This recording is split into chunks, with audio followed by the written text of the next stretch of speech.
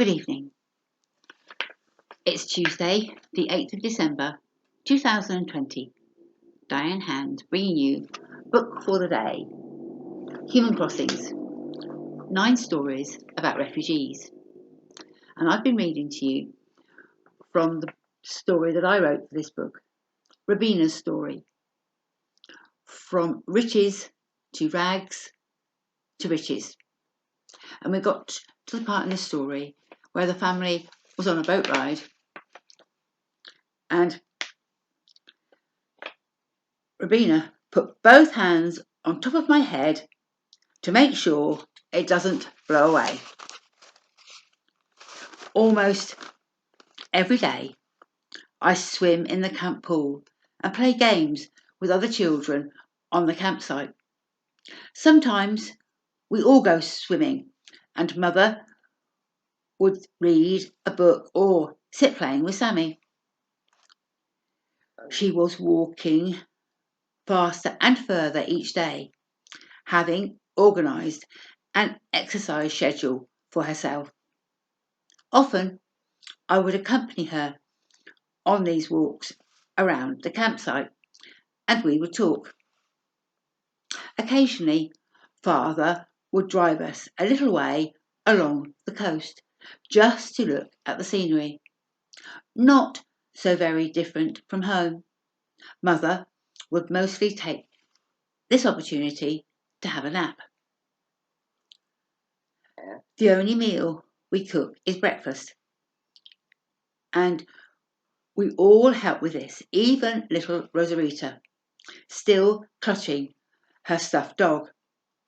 All our other meals we eat in restaurants. This means no one has to prepare any food. We have an amazing time, and I am so very pleased that we have this holiday, as it gives me something to cling to in the days, weeks, and months to come. The time has come when we know we can only stay where we are for 2 more nights because the campsite is fully booked. Father has become friends with the site owner, Frank Langos, and he's going to see if he can find some way for us to stay on the site. Everything's going to be fine. So the plan for tomorrow is that we start to pack up, ready to leave the day after that, if Frank cannot find us anywhere to move our tent to.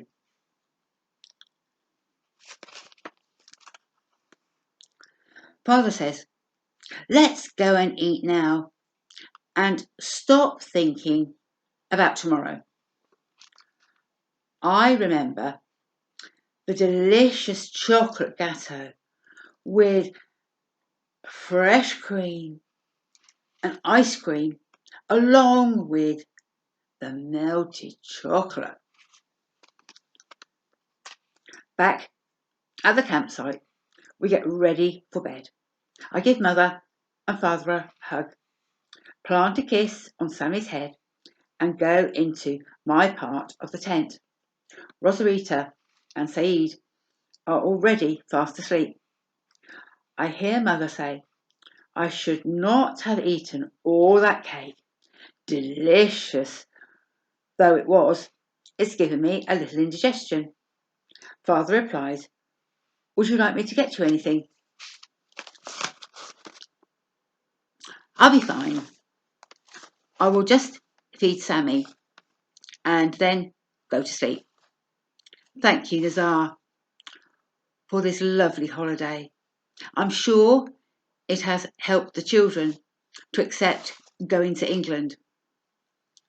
It will be all right in England, won't it?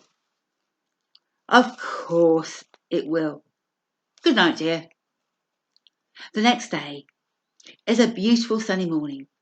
For the past few days, I've been woken by Sammy crying for his breakfast, but not today.